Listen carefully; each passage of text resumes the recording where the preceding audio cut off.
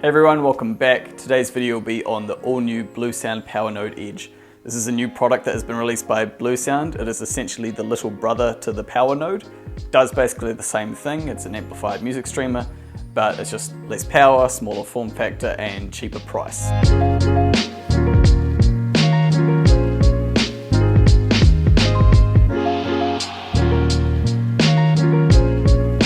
We're going to talk a little bit about just what it can do, obviously, but also compare it sound-wise and price-wise to some other products that we've got here.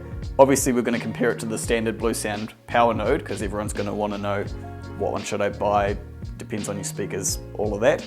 And also we're going to compare it to the Sonos amplifier because that's another really popular amplified music streamer that people really like, and it's actually the same price as the Sonos AMP, so it's really good to see how the two stack up against each other.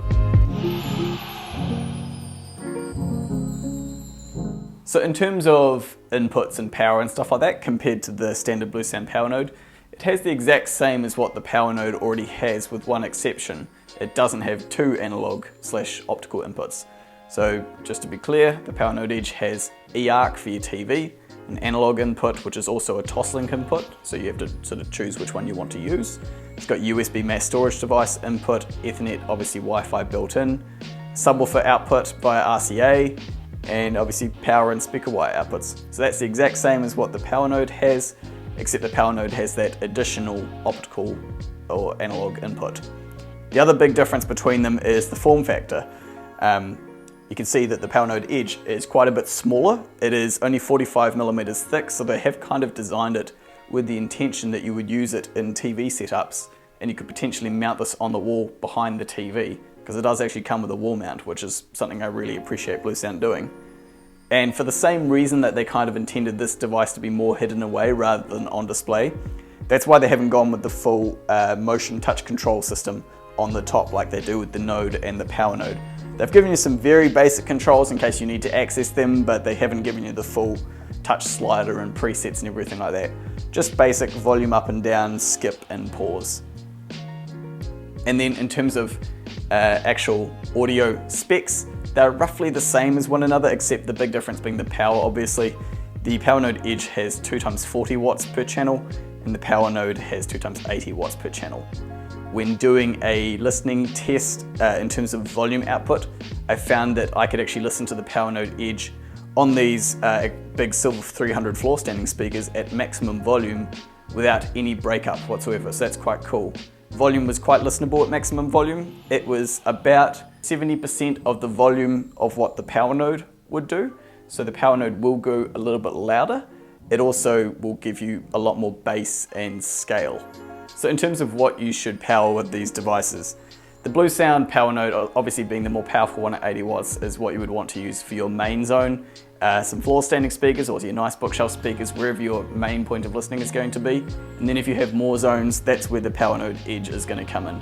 Going to be great for bedroom speakers.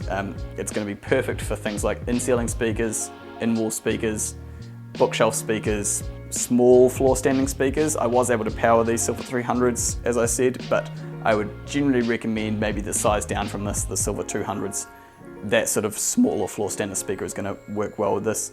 But also 2-channel passive soundbar is something that people often overlook. We do a lot of 2-channel passive soundbars here and pair them up with either Sonos amps or Powernodes and get them custom made to the width of the TV, and that's a really nice sound system without having to have speakers in your room. So to summarize, if you're wondering what Bluesound device you should buy, basically you look at it this way. If you're going to do a Bluesound ecosystem, wherever your main zone is, wherever your main set of speakers are, if you have a set, that would be best suited for having the Powernode. This is going to, power larger speakers and even any regular speakers, and just give them more bass, more openness, and a larger soundstage. When listening to the Powernode Edge, it was just a bit smaller, a little bit bass light, a little bit, I don't want to say tinny, but just bass light is probably the correct word for it. But in saying that, these Silver 300s did sound great on them, so not knocking the quality of it, but the Powernode, clearly a better product, and it goes louder. Comparing them to the Sonos AMP, which is probably one of the biggest competitors in this field. So the Sonos AMP is $12.99. Same price as the Powernode Edge. The Powernode Edge sounds better, in my opinion. Both the Powernodes sound better than the Sonos.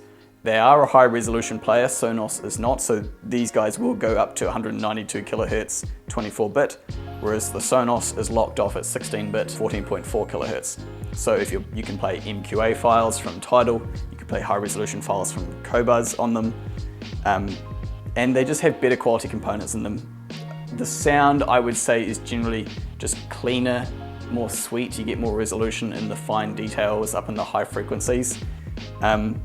But the one thing the Sonos AMP does have in spades is power. It's 125 watts per channel, so it goes a lot louder. In this space here, when I had the Sonos AMP hooked up to the monitor audio speakers, I couldn't get it to maximum volume comfortably. I was worried about blowing the speakers out.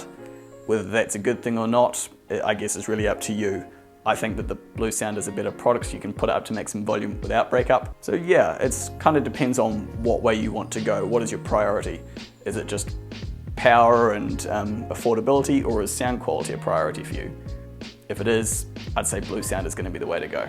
So that's been our quick little video on the Bluesound Powernode Edge, guys. Basically, if you're wondering, yes, it sounds great. We love it, very impressed. It's the right product if you've got smaller speakers or in-ceiling speakers or anything like that. Thanks for watching this video, guys. I hope you enjoyed it. Ka kite anō.